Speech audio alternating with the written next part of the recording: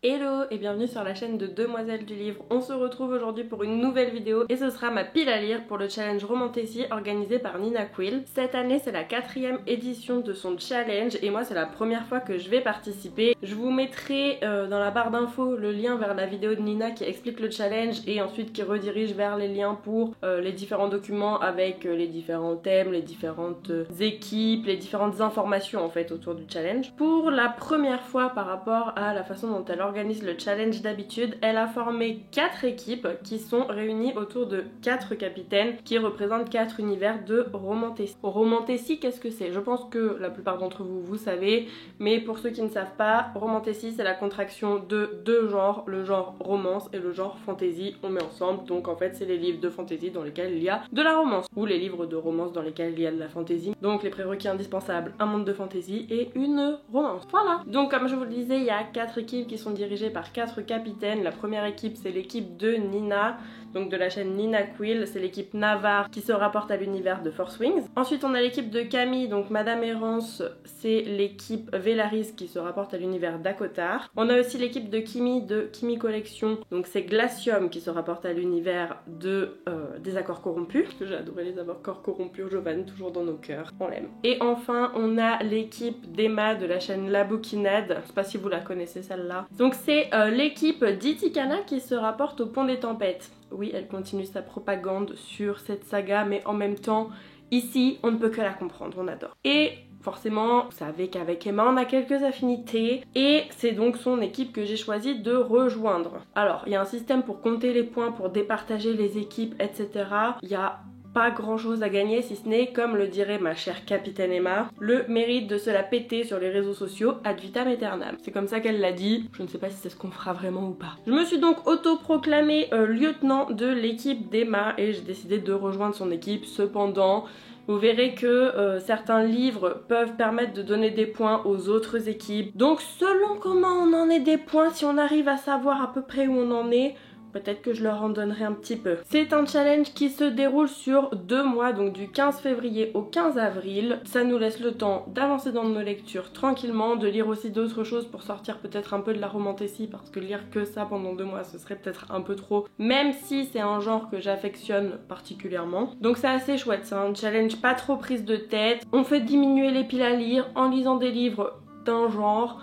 On en discute entre nous. Nina a créé plein de templates et tout ça pour Instagram, enfin notamment pour Instagram, mais pour les réseaux sociaux en général. C'est assez chouette, mais voilà. Encore une fois, vous pouvez aller découvrir tout ça en allant regarder sa vidéo qui sera dans la barre d'infos. Et donc j'ai décidé de participer à ce challenge puisque vous savez, moi j'adore les challenges et ça fait un petit moment que j'en ai pas fait. Ça fait aussi un petit moment que j'ai pas fait de pile à lire, donc d'une pierre deux coups, on fait une pile à lire pour un challenge. C'est parti! Donc moi je vais vous présenter les catégories en fait qui sont celles qui font donner des points à l'équipe d'Emma. Il y a d'autres catégories, je vous laisserai aller les découvrir. J'ai pas fait une pile à lire pour tous les thèmes de toutes les équipes parce que ça demanderait beaucoup trop de livres et je suis pas sûre que j'aurai le temps de lire tout ça. Même si un livre peut donner des points dans différentes catégories et pour différentes équipes. Là en l'occurrence j'ai des livres qui rentrent dans plusieurs catégories. Donc ça va quand même. Que serait la romantasy sans la bonne trope de l'enemies to lovers? Et c'est la première catégorie et c'est une catégorie qui je crois est commune à toutes les équipes. Pour cette catégorie moi j'ai choisi le roman Force Wings de Rebecca Yarros qui vient de paraître aux éditions Hugo. J'ai l'édition reliée, écoutez. J'adore. Ça a été un gros carton dans les pays anglophones. Il vient d'arriver en France, ça parle de dragons, il y a un enemies to lovers. J'en sais pas beaucoup plus. Mais apparemment c'est très bien, donc écoutez ma foi voilà. Et en plus c'est un livre que on va lire en lecture commune sur le Discord d'Emma et à partir du 15. Donc forcément, enfin en fait je savais que j'allais le lire donc autant le mettre dans la pile à lire quoi. Voilà. Donc autant le mettre dans la pile à lire et puis j'ai très hâte de le découvrir et regardez cette beauté. Il est encore sous blister. Ensuite dans les catégories d'Emma, il y a une catégorie avec un roman qui se déroule dans un climat tropical ou désertique. Bon, forcément elle a fait ça en pensant à Itikana, Pont des Tempêtes, tout ça.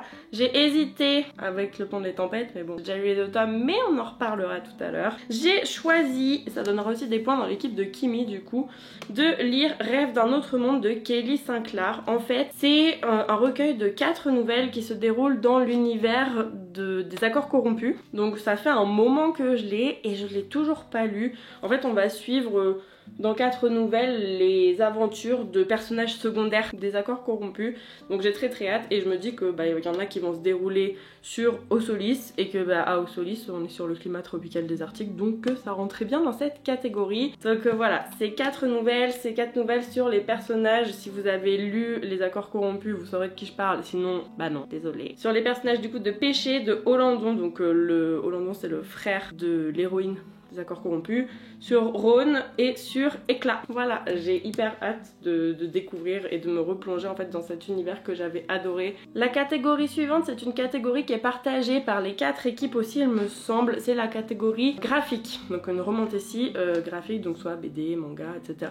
Moi j'ai choisi Webtoon et ce sera le tome 4 de Seule la mort attend la vilaine. Je vous ai déjà parlé de cette saga que j'adore, vraiment je suis hyper fan. Le tome 4 est sorti la mi-janvier et je me suis retenue de le lire en me disant que je le ferais rentrer dans une des catégories du challenge là, parce qu'en fait vous avez dû le voir si vous suivez un petit peu mes vidéos, je lis pas énormément de graphiques, donc je ne savais pas trop ce que je pourrais faire rentrer dans de la romantasy à part ça.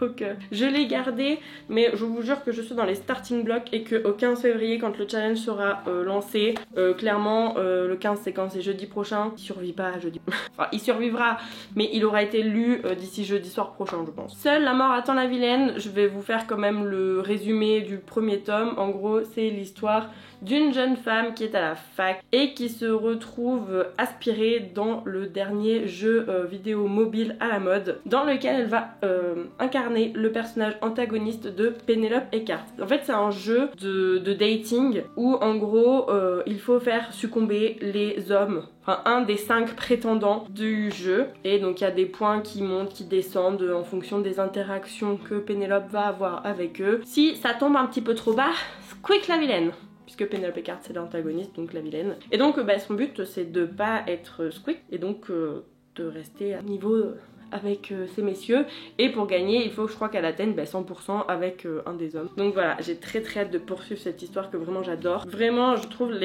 j'essaie de trouver une page où je ne me spoile pas et où je ne vous spoile pas.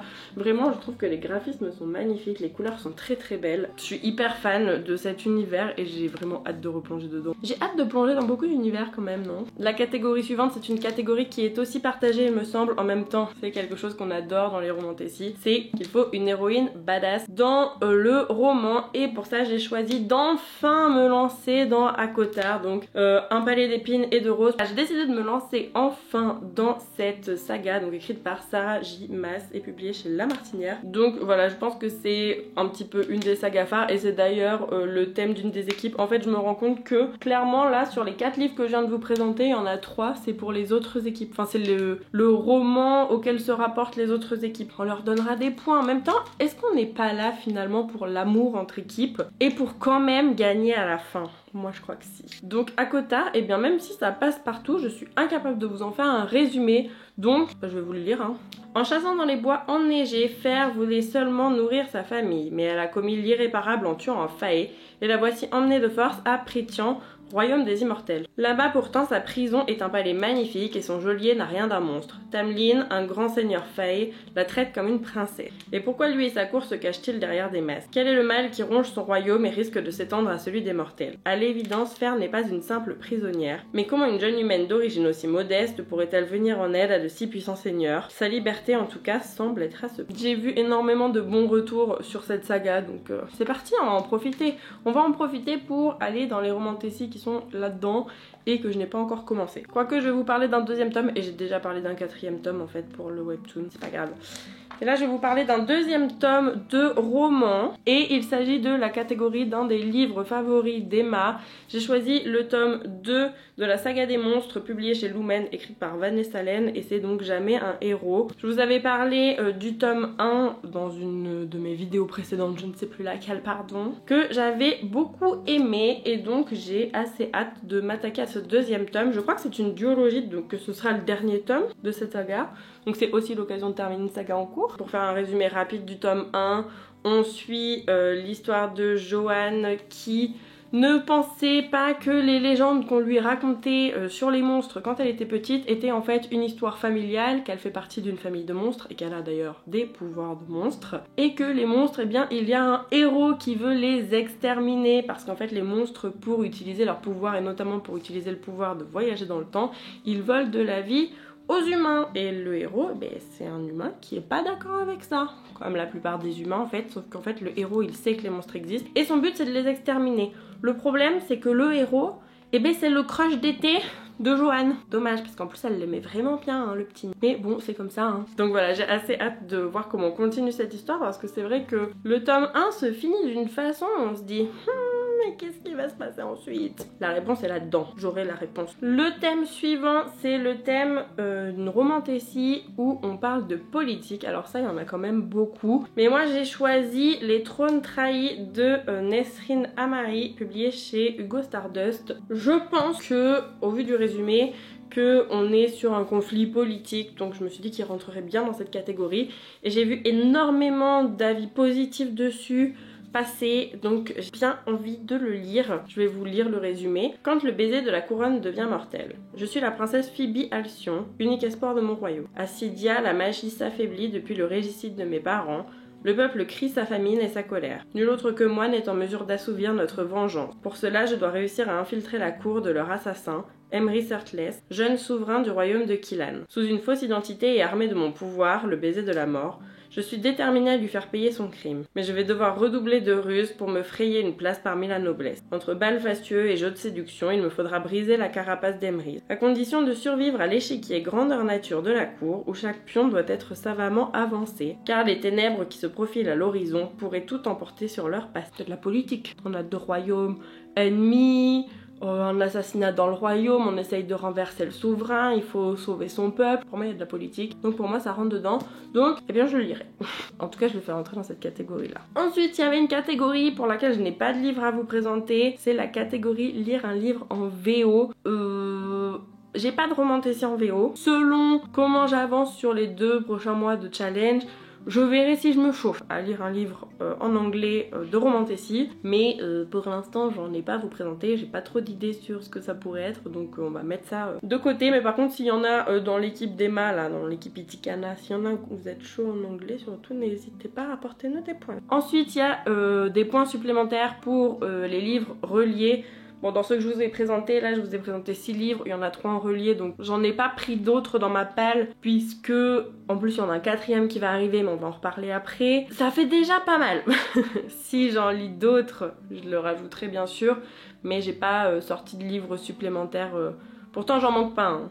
Mais j'ai pas sorti de livres supplémentaires de ma bibliothèque pour faire rentrer dans la catégorie reliée, étant donné que cette catégorie est déjà remplie. Et enfin la dernière catégorie d'Emma, c'est lire Le Pont des Tempêtes, n'importe quel tome. Vous le savez sûrement si vous avez déjà vu mes autres vidéos, si vous ne le savez pas je vous le dis. J'ai déjà lu le tome 1 et le tome 2 du Pont des Tempêtes, je les ai dévorés. Le tome 2 je l'ai lu en 2 jours, j'adore cette saga, enfin vraiment c'est mes petits bijoux quoi, ils sont tellement beaux. Mais bon, je les ai déjà lus et même si les relire ne me déplairait pas, il se trouve que le 13 mars sort le tome 3 du Pont des Tempêtes. Donc, je vais vous mettre sa petite image ici. Donc le tome 3 du Pont des Tempêtes, on va plus suivre Lara et Aren qu'on suit dans le tome 1 et 2. On va changer de couple et on va passer notamment sur le personnage de Zara qu'on découvre dans La Reine Prêtresse, donc le tome 2 du Pont des Tempêtes. Et j'ai juste trop hâte de lire ces livres et je sais pertinemment que le 13 mars à sa sortie je serai dans une librairie pour le récupérer et que potentiellement le 15 mars il sera terminé.